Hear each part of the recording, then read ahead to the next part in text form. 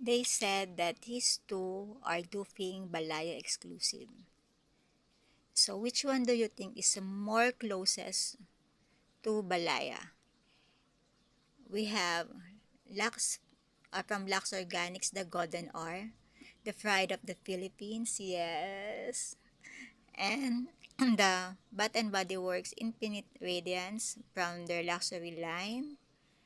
There are both smell so good. It's like for my nose, there are like the same, almost the same. And these are my one of my two of my favorite right now. I always using it. It's like it's good for every day. It's like more citrusy on when on the first snip,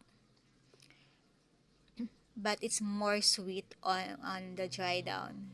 It's like I'm not good on describing scent, but there are both good. So which one do you think is more uh, closest to the Balaya exclusive? Comment na. Thanks.